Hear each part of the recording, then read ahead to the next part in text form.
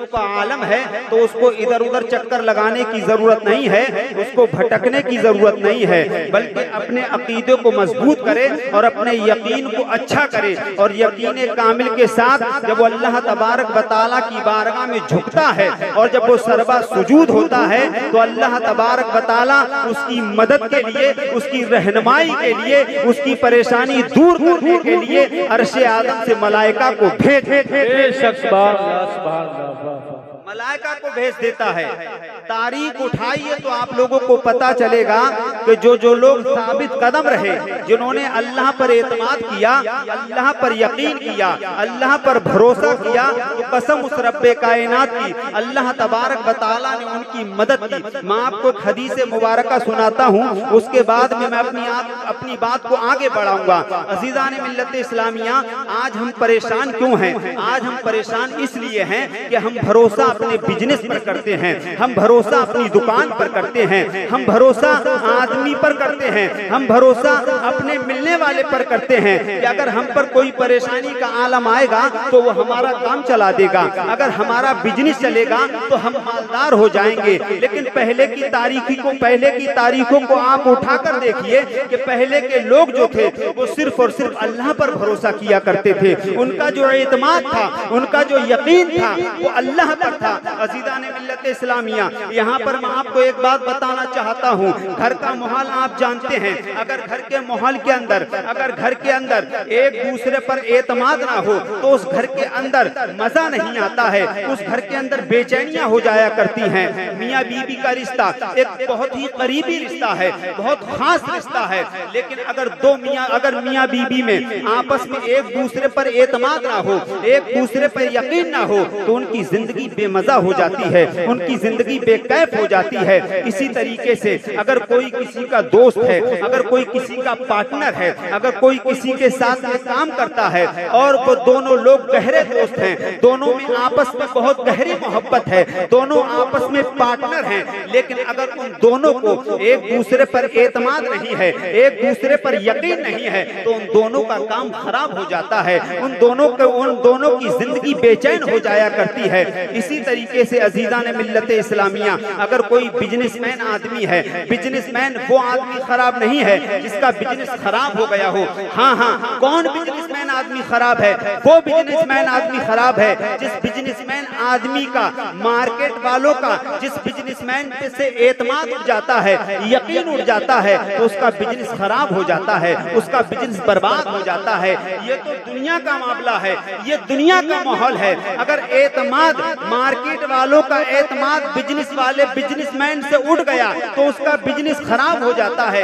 इसी तरीके से अल्लाह तबारक व तआला की जात है, इसी तरीके से प्यारे आका हुजूर सल्लल्लाहु तआला अलैहि वसल्लम की जात है। जब तक हमारा एतमाद अल्लाह तबारक व तआला पर मजबूत नहीं होगा तब तक हमें नमाज पढ़ने में मजा नहीं आएगा। जब तक हमारा हुजूर सल्लल्लाहु तआला अलैहि वसल्लम पर यकीन पक्का नहीं है, उनसे सच्ची मोहब्बत नहीं है, हमें नमाज पढ़ते हुए मजा नहीं आएगा।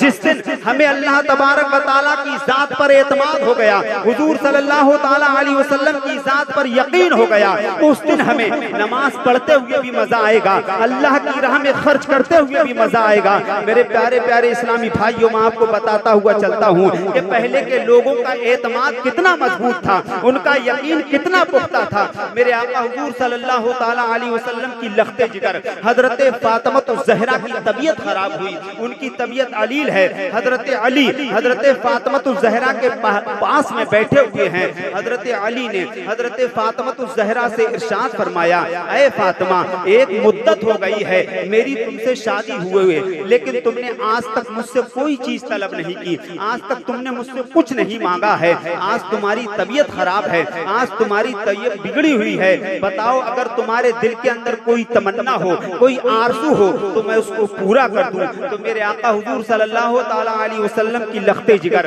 हजरत फातिमा ज़हरा ने हजरत अली से इरशाद फरमाया, ऐ मेरे सर के ताज, मेरा आज अनार खाने को दिल कर रहा है। बुलंद आवाज से कह दीजिए सुभान अल्लाह। हजरत फातिमा तो ज़हरा ने कहा कि मेरा अनार खाने को दिल कर रहा है। हजरत अली मार्केट में जाते हैं और एक अनार को खरीदा। मार्केट से अनार खरीदने के बाद में वापस आ रहे हैं कि रास्ते में एक बुजुर्ग मिल गए और उन बुजुर्ग ने कहा, ऐ अली, आज कई रोज हो गए हैं मैंने खाना नहीं खाया है, मुझे अल्लाह के नाम पर कुछ अता कर दो। हजरत अली एक अनार हाथ में था, वो अनार उन्होंने उस बुजुर्ग को अल्लाह के नाम पर दे दिया। बुलंद आवाज से कह दिए सुभान अल्लाह। अल्लाह के नाम पर उस अनार को उस बुजुर्ग को दे दिया। हजरत अली घर पर आते हैं। जैसे ही हजरत अली ने अपने घर के अंदर कदम रखा, हजरत फातिमा तो ज़हरा मुस्कुराई और मुस्कुराने के बाद में इरशाद फरमाया, ऐ अली, क्या अनार तुम अल्लाह की राह में दे आए? ऐ अली, क्या तुमने अनार को अल्लाह की राह में दे दिया? हजरत अली खामोशी से हजरत फातिमा तो ज़हरा के पास में बैठ जाते हैं। हजरत फातिमा तो ज़हरा मुस्कुराकर फरमाती हैं, ऐ अली, मुझे यकीन है, मुझे अपनी मोहब्बत पर विश्वास है कि तुम मेरे साथ बेवफाई नहीं कर सकते। तुमने अनार को खरीदा था लेकिन किसी ने अल्लाह के नाम पर तुमसे मांग लिया और तुमने अल्लाह के नाम पर दे दिया। ऐ अली, मैं पहले इतना खुश नहीं होती जितना कि अब खुश हूँ कि तुम उस अनार को अल्लाह के नाम पर दे आए हो। सुभान अल्लाह। अज़ीज़ान मिल्लत इस्लामिया, गौर करने की बात है। ये मैं आपको हदीस मुबारका इसलिए बता रहा हूँ कि पहले के लोगों का यकीन अल्लाह पर कितना था। आज हम अपना यकीन बिजनेस पर करते हैं, अपनी दुकानों पर करते हैं, अपने कारोबार पर करते हैं, लेकिन अल्लाह पर हम यकीन नहीं करते। अगर हमें अल्लाह पर यकीन होता तो कसम उस रब्बे कायनात की, हम कभी नमाजों को नहीं छोड़ते। अगर हमें अल्लाह पर यकीन होता तो कसम उस रब्बे कायनात की, कभी भी हम अपने कदमों को गुनाहों की तरफ नहीं बढ़ाते। हजरत अली फातिमा तो ज़हरा के पास में बैठ जाते हैं। कुछ देर के बाद में दरवाजे पर दस्तक होती है। हजरत अली ने पूछा, कौन है? दरवाजे से आवाज आई, मैं साहबी रसूल हूँ। हजरत अली ने कहा, अंदर तशरीफ ले आइए। वो साहबी रसूल अंदर तशरीफ ले गए और साहबी रसूल ने फरमाया, ऐ अली, प्यारे आका हुजूर सल्लल्लाहु ताला अलैहि वसल्लम ने तुम्हारे लिए 9 अनार भेजे हैं। गौर करने की बात है। वो साहबी रसूल कहते हैं, ऐ अली, तुम्हारे लिए प्यारे आका हुजूर सल्लल्लाहु ताला अलैहि वसल्लम ने 9 अनारों को भेजा है। हजरत अली ने फरमाया, ऐ साहबी रसूल, ये 9 अनार मेरे नहीं हैं, ये किसी पड़ोस वाले के होंगे, उस पड़ोसी को दे दीजिए, मेरे 9 नहीं हैं। साहबी रसूल ने कहा, तुम्हारे 9 क्यों नहीं हैं? तो हजरत अली फरमाते हैं, ऐ साहबी रसूल, सुन सुन, मेरे 9 नहीं हैं, अगर मेरे होते तो पूरे 10 होते। सुभान अल्लाह। क्योंकि अल्लाह फरमाता है कि जो मेरी राह में एक खर्च करता है मैं उसको 10 अता फरमाता हूँ। ऐ साहबी रसूल, ये 9 मेरे नहीं हैं, अगर मेरे होते तो पूरे 10 होते। तो वो साहबी रसूल ने एक अनार को जेब से निकाला और जेब से निकालने के बाद कहा, ऐ अली, तुम्हारे 10 हैं, मैं तो आपसे मजाक कर रहा था। मेरे प्यारे प्यारे इस्लामी भाइयों, गौर करने की बात है कि पहले के लोगों का एतमाद और यकीन अल्लाह पर कितना था और आज हमारा क्या हाल है। और मैं आपको बताता हुआ चलूं, गौर करने की बात है। एक मर्तबा बुलंद आवाज से कह दिए सुभान अल्लाह। हबीब अजमी, अल्लाह तबारक व तआला के एक बहुत बड़े वली हैं। हबीब अजमी अपनी खानका में बैठे हुए हैं। हबीब अजमी के पास में एक शख्स आया और आने के बाद में रोने लगा, ज़ारो कतार रो रहा है। और उस शख्स ने कहा, ऐ हबीब अजमी, मैं अपने गुनाहों से तौबा करना चाहता हूँ। हबीब अजमी के पास में उनके मुरीद बैठे हुए थे। मुरीदों ने कहा, ऐ हुजूर, ये शख्स तो बड़ा मक्कार था, ये शख्स तो बड़ा संगदिल था, ये शख्स तो बड़ा पत्थर दिल था, इसके दिल में किसी का रहम नहीं आता था। ये जो आज रो रहा है, इसकी आंख से तो आज तक आंसू नहीं निकला है, इसने तो दूसरों को रुलाया है, लेकिन आज ये तौबा करने के लिए क्यों आ गया है? तो हबीब अजमी ने पूछा, ऐ शख्स, बता बता, तेरे दिल में अल्लाह का खौफ कैसे पैदा हुआ? तेरे दिल में अल्लाह का डर कैसे पैदा हुआ? तू क्यों तौबा करने के लिए तैयार हो गया? तो मेरे प्यारे प्यारे इस्लामी भाइयों, गौर करने की बात है। वो शख्स कहता है, ऐ हबीब अजमी, मेरी जिंदगी में इनकलाब आ गया है। मेरी जिंदगी को किसी मौलवी ने नहीं बदला है, मेरी जिंदगी को किसी आलिम ने नहीं बदला है, मेरी जिंदगी को किसी हाफिज ने नहीं बदला है, मेरी जिंदगी को किसी बुजुर्ग ने नहीं बदला है। हाँ हाँ, अगर मेरे दिल के अंदर इनकलाब पैदा हुआ है, हाँ हाँ, अगर मेरे दिल के अंदर अल्लाह का खौफ पैदा हुआ है, तो मैंने एक 12 साल के बच्चे को देखा। जब मैंने उस बच्चे को देखा तो उस बच्चे को देखने के बाद मेरी जिंदगी के अंदर इनकलाब पैदा हो गया, मेरे दिल के अंदर अल्लाह का खौफ पैदा हो गया। हबीब अजमी ने पूछा, बता बता उस बच्चे से तूने क्या सबक हासिल किया? तो वो शख्स कहता है, मेरे प्यारे प्यारे मुसलमान भाइयों गौर से सुने, वो शख्स कहता है, ऐ हबीब अजमी मैं आपको बताता हुआ चलूं, मैं एक बहुत ही बड़ा डाकू था, बहुत ही बड़ा शराबी था, मेरे बहुत सारे दोस्त थे।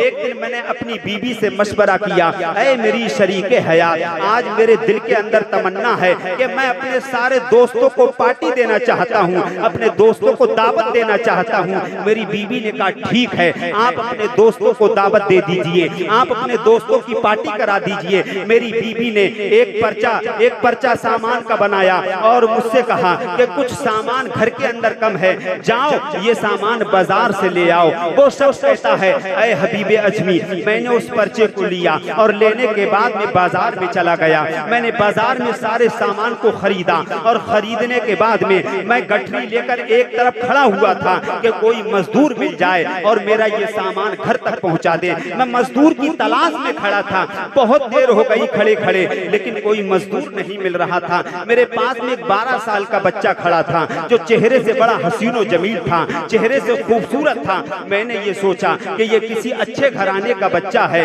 मैंने ये सोचा ये किसी मालदार घराने का बच्चा होगा। काफी वक्त हो गया मुझे खड़े खड़े, तो मैंने उस बच्चे को अपने पास में बुलाया और बुलाने के बाद में मैंने उस बच्चे से पूछा, बेटा तुम यहाँ पर क्यों खड़े हो? तो वो लड़के ने बड़े मासूम लहजे में मुझे जवाब दिया कि मैं मजदूर हूँ, मजदूर की तलाशी में खड़ा हूँ, मजदूर हूँ, मजदूरी की तलाश में खड़ा हूँ। मैं हैरान हो गया। मैंने पूछा, बेटा अभी तुम्हारी उम्र पढ़ाई की है, क्या तुम पढ़ाई नहीं करते हो? अभी तो तुम पढ़ने के लायक हो, मजदूरी क्यों कर रहे हो? उस बच्चे ने कहा कि भाईजान मैं आपको क्या बताऊं, मेरे बाप का साया मेरे सर से उठ चुका है, मेरी माँ अकेली घर में है। मैं जब छोटा था तो मेरी माँ दूसरों के घरों में बर्तन साफ करके गुजारा किया करती थी, मुझे खाना खिलाया करती थी। लेकिन अब मैं कुछ समझदार हो गया तो मेरी गैरत ने गवारा नहीं किया। मैंने अपनी अम्मी से कहा, अरे अम्मी जान अब तुम दूसरों के घरों में बर्तन साफ नहीं करोगी, बल्कि अब मैं मजदूरी करूंगा और तुम आराम से घर में बैठकर खाओगी।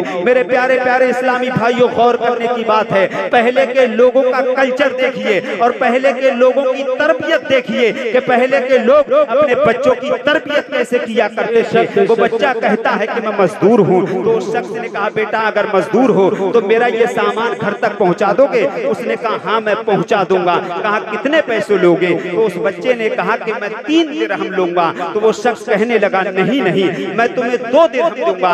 बच्चे ने कहा नहीं मैं 3 दिरहम से कम नहीं लूंगा।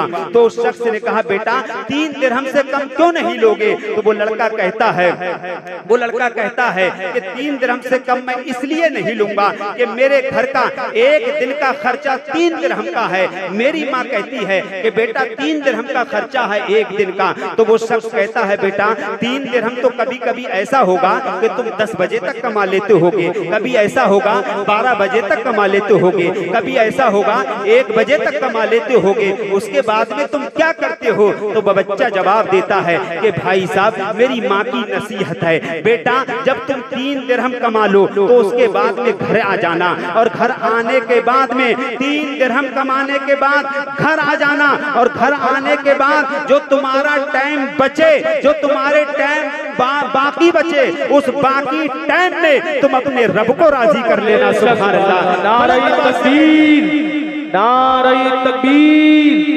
नारे रिसालत, नारे रिसालत, नारे गौसियत, नारे गौसियत, जो नारे तकबीर। जो तुम्हारे पास वक्त बचे, 3 दिरहम कमाने के बाद जो तुम्हारे पास वक्त बचे, उस बाकी वक्त में अल्लाह को राजी कर लेना। मेरे प्यारे प्यारे इस्लामी भाइयों, मैं आपकी तवज्जो चाहता हूँ। पहले के मुसलमानों की अपने बच्चों की तरबियत ये थी, लेकिन आज हमारा हाल क्या है? आज हमारा हाल ये है, अगर हमारा बच्चा काम करता है तो हम उससे कहते हैं बेटा तू नाइट में भी ड्यूटी लगा लेना, तू ओवर टाइम कर लेना, देख पास वाले ने बिल्डिंग बनवा ली है, तू भी बिल्डिंग को खड़ा कर लेना, पास वाले ने प्लाट खरीद लिया है, तू भी प्लाट खरीद लेना। हम अपने बच्चों को ये तरबियत देते हैं। आज हमारी जहन के अंदर ये बात फिट है कि कामयाब, हम आज इस दुनिया के अंदर कामयाब उसको समझते हैं जिसकी बहुत ऊंची कोठी होती है, हम कामयाब उसको समझते हैं जिसके बहुत सारे प्लाट होते हैं, हम कामयाब उसको समझते हैं जिसके हाथ में आईफोन होता है, हम कामयाब उसको समझते हैं जो महंगी कार से चलता है। नहीं मेरे भाई, कामयाब वो नहीं है जो महंगी कार से चल रहा है, कामयाब वो नहीं है जिसने बहुत ऊंची बिल्डिंग बनवा ली है, कामयाब वो नहीं है जिसने बहुत सारे प्लाट खरीद लिए हैं, कामयाब वो नहीं है जिसके पास में बहुत सारी दौलत है। हाँ हाँ, अगर किसी ने 200 रुपए की दिहाड़ी की और 200 रुपए की दिहाड़ी करने के बाद में अगर उसने अपने रब को राजी कर लिया तो कसम उस रब कायनात की, करोड़पति इंसान से 200 रुपए की दिहाड़ी करने वाले की जिंदगी लाख गुना। वाह वाह, क्या बात है, बेशक सुभान अल्लाह सुभान अल्लाह। नारे तकबीर, नारे तकबीर, नारे रिसालत, नारे रिसालत, मसलके आला हजरत, नारे तकबीर, सुभान अल्लाह। वो बच्चा कहता है कि भाई साहब जो वक्त बचता है उस वक्त में मैं अल्लाह की इबादत करता हूँ। तो उस शख्स ने कहा बेटा ये सामान मेरा घर तक पहुँचा दो, मेरी तवज्जो मैं चाहूंगा आपसे। तो वो शख्स ने उस गठरी, उस सामान की गठरी को उस बच्चे के सर पर रख दिया। वो शख्स कहता है कि सामान वजन ज्यादा था सामान का। जब बच्चे के सर पर गठरी को रखा गया तो बच्चे की टांगे वजन की वजह से लड़खड़ा रही थी, उसका चेहरा सुर्ख हो गया था। मैं ये जान रहा था कि बच्चे के कद से सामान ज्यादा है, बोझ ज्यादा है, लेकिन मेरा दिल कट्टर था, मैं संग दिल था, मेरा दिल पत्थर का था, मेरे ऊपर मुझे किसी के ऊपर रहम नहीं आता था, मुझे किसी के ऊपर तरस नहीं आता था। वो बच्चा गठरी को लेकर जा रहा था और मैं ये महसूस कर रहा था कि बच्चे की हैसियत से वजन ज्यादा है, लेकिन मैं उस बच्चे के साथ में चल रहा था। हम एक मुसलमान की बस्ती से गुजरते हैं, जब मुसलमान की बस्ती से गुजरे तो मस्जिद से अजान की आवाज आई। उस बच्ची ने फौरन गठरी को जमीन पर रख दिया। जैसे ही गठरी को जमीन पर रखा मैं ये समझा कि बच्चा थक गया है, बच्चा आराम करना चाहता है, बच्चा सस्ताना चाहता है। मैंने पूछा बेटा क्या तुम थक गए हो, आराम करना चाहते हो? लड़के ने कहा नहीं नहीं, मैं थका नहीं हूँ, मैं आराम करना नहीं चाहता हूँ, बल्कि मस्जिद से आजान की आवाज आ गई है, पहले मैं नमाज पढ़ूंगा, उसके बाद में तुम्हारे काम को पूरा कर दूंगा। सुभान अल्लाह, बुलंद आवाज से कह दीजिए सुभान अल्लाह। मेरे प्यारे प्यारे इस्लामी भाइयों, पहले के लोगों की ये तरबियत हुआ करती थी अपने बच्चों के लिए, पहले के लोगों की ये तरबियत हुआ करती थी अपने बच्चों के लिए, लेकिन आज हम अपने बच्चों की तरबियत नहीं करते हैं। आज हमने अपने बच्चों को ये नहीं बताया कि बेटा तू भी नबी का गुलाम बन जा, बेटा तू भी नबी का चाहने वाला बन जा, बेटा तू भी नबी से मोहब्बत करने वाला बन जा। हमने बच्चों को ये तो बताया बेटा फला ने प्लाट खरीद लिया तू भी खरीद ले, फला ने महल बनवा लिया तू भी बनवा ले, फला ने कोठी बनवा ली तू भी बनवा ले। हमने अपने बच्चों को ये कभी नहीं बताया बेटा जिसने नबी की गुलामी का पट्टा अगर अपने गले में डाल लिया है, जिन जिन लोगों ने अपनी गुलामी का पट्टा अपनी नबी की गुलामी का पट्टा अपनी गर्दन में डाला है, तो अल्लाह तबारक व तआला ने उनके मर्तबे को इतना बुलंद कर दिया है, इतना बुलंद कर दिया है कि सारी दुनिया उनके कदमों पे झुक गई। सुभान अल्लाह सुभान अल्लाह, क्या बात है, वाह मिल्लत इस्लामिया। उस बच्चे ने कहा कि पहले मैं नमाज को पढ़ूंगा, उसके बाद मैं तुम्हारे काम को पूरा करूंगा। बच्चा मस्जिद के अंदर नमाज पढ़ने के लिए गया। जब बच्चा मस्जिद के अंदर पहुंचता है, 4 रकअत फर्ज अदा किए और फौरन मस्जिद से बाहर निकल आया। शख्स ने देखा, देखने के बाद हैरान हो गया और कहा बेटा अभी नमाज मुकम्मल नहीं हुई है, तुम पहले कैसे चले आए? तो वो बच्चा कहता है भाई साहब मैं आपको क्या बताऊं, मैंने सिर्फ 4 रकअत फर्ज पढ़े हैं, मैंने निफल और सुन्नतों को छोड़ दिया है। निफल और सुन्नतें मैं बाद में अदा करूंगा, क्योंकि इस वक्त मैं आपका मजदूर हूँ, मुझे आपका काम करना जरूरी है। मैंने अपने दिल में ये सोचा कहीं ऐसा ना हो कि आपका दिल दुख जाए, पहले मैं आपका काम करूंगा। मुख्तसर अंदाज में मैं आपको बताता हुआ चलूं। उस बच्चे ने गठरी को सर पे रखा। अब ये शख्स कहता है कि अब मेरे दिल के अंदर उस लड़के की मोहब्बत पैदा होने लगी, अब मेरे दिल के अंदर उस लड़के का प्यार पैदा होने लगा। और मेरे प्यारे प्यारे इस्लामी भाइयों, आप तो जानते हैं जब किसी को किसी से मोहब्बत हो जाती है तो वो मोहब्बत में कुछ भी करने को तैयार हो जाता है। जब किसी को किसी से प्यार होता है तो वो प्यार में कुछ भी करने को तैयार हो जाता है। वो शख्स कहता है कि पहले मेरा दिल पत्थर का था, पहले मेरे दिल के अंदर नफरत थी, मुझे उस बच्चे पर तरस नहीं आ रहा था, लेकिन अब मेरे दिल के अंदर उस बच्चे की मोहब्बत पैदा हो गई, प्यार पैदा हो गया। वो लड़का जब सामान लेकर कुछ दूर चला तो मेरी मोहब्बत ने ये गवारा ना किया कि मैं उस लड़के के सर पर सामान को रखूं। मैंने उस गठरी को अपने सर पर रख लिया और सामान को लेकर चल दिया। सुभान अल्लाह। और मैं घर पर पहुंचा और घर पर पहुंचने के बाद मैंने सामान को घर के अंदर रखा और रखने के बाद मैंने सारा मामला अपनी बीवी को बताया कि बड़ी ही खुशनसीब वाला बच्चा मिला है, बड़ा ही इज्जत वाला बच्चा मिला है, बड़ा ही तरबियत वाला बच्चा मिला है। तो मेरी बीवी ने कहा कि उस बच्चे से कहो कि वो दोपहर का खाना हमारे साथ में खा ले। वो शख्स बाहर आता है और आने के बाद में उस बच्चे से कहता है कि मेरी बीवी की मर्जी है कि दोपहर का खाना तुम हमारे साथ में खाओ, उसके बाद में चले जाना। तो बच्चा कहता है भाई साहब मैं आपके यहाँ खाना नहीं खा सकता। क्यों नहीं खा सकते? उसने कहा इसलिए नहीं खा सकता कि मेरा रोजा है। सुभान अल्लाह। बुलंद आवाज से सुभान अल्लाह। वो शख्स कहता है कि मुझे हैरानी इस बात की नहीं थी कि उसने कहा मेरा रोजा है, बल्कि मुझे हैरानी ये हुई कि रमजान शरीफ का महीना नहीं था बल्कि उसका रोजा था। तो उस लड़के ने कहा कि मेरी माँ निफली रोजे रखती है, मैं अपनी माँ को देखकर निफली रोजों को रखता हूँ। सुभान अल्लाह। सुभान अल्लाह। नारे तकबीर, नारे तकबीर, नारे रिसालत, नारे रिसालत, मसलके आला हज़रत, नारे तकबीर।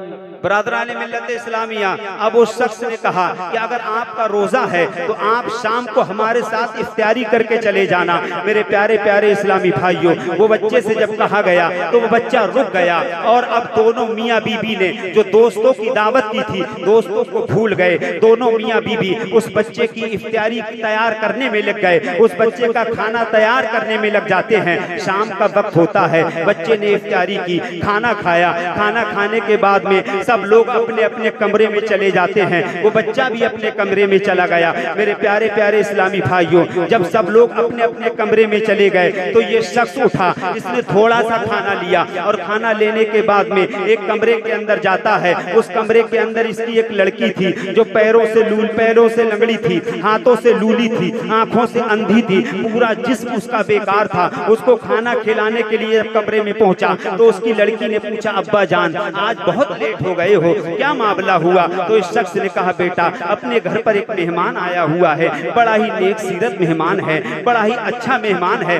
हम उसकी मेहमानदारी में लगे हुए थे, हम उसको खाना खिला रहे थे। इस शख्स ने अपनी उस बेटी को खाना खिलाया और खाना खिलाने के बाद में वापस आ गया। सब लोग अपने अपने कमरे में लेट जाते हैं, सो जाते हैं। रात के जब 12 बजते हैं तो इस शख्स के दरवाजे पर दस्तक होती है। इस शख्स ने जब दरवाजे को खोल कर देखा तो देखता क्या है, जो लड़की सारे जिस्म से बेकार थी, जो लड़की पैरों से लंगड़ी थी, हाथों से लूली थी, आंखों से अंधी थी, सामने गेट पर खड़ी हुई है। बाप ने देखा, हैरान हो गया और हैरान होने के बाद में पूछने लगा बेटा ये कैसे हुआ, तुम ठीक कैसे हुई? तो वो लड़की कहती है अब्बा जान जब तुम मुझे खाना खिलाने के बाद वापस चले आए थे तो मैंने अल्लाह तबारक व तआला की बारगाह में दुआ की थी, ऐ परवरदिगारे आलम आज मेरे घर पर मेहमान आया हुआ है, बड़ा ही अच्छा मेहमान है, मेरे वालिद उसकी तारीफी कर रहे थे, बहुत नेक सीरत है, ऐ परवरदिगारे आलम तू उस मेहमान के सदके में मुझे शिफा अता फरमा दे। जैसे ही मैंने उस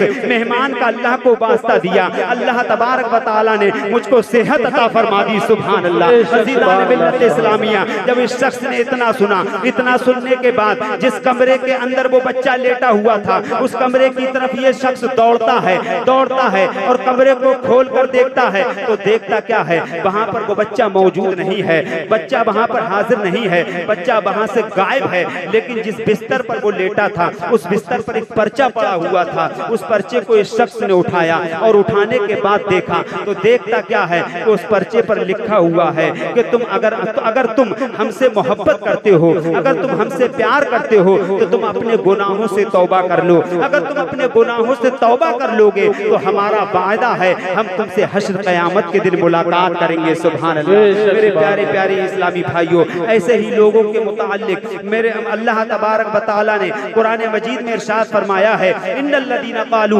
रब्बुनल्लाह सुम्मा इस्तक़ामू ततनज़्ज़लु अलैहिमुल मलाइका, बेशक वो लोग जिन्होंने कहा हमारा रब अल्लाह है और साबित कदम रहे तो उन पर मलाइका नाजिल होते हैं। अल्लाह तबारक व तआला से दुआ है मौला ताला उससे बोलने में जो भी गलतियां हुई हों परवरदिगार आलम अपने हबीब के सदक़े में माफ फरमाए। बुलबुल से बहरहाल नशेवन न छूटेगा, बुलबुल से बहरहाल नशे मन न छूटेगा, बरके तपा के खौफ से दामन न छूटेगा।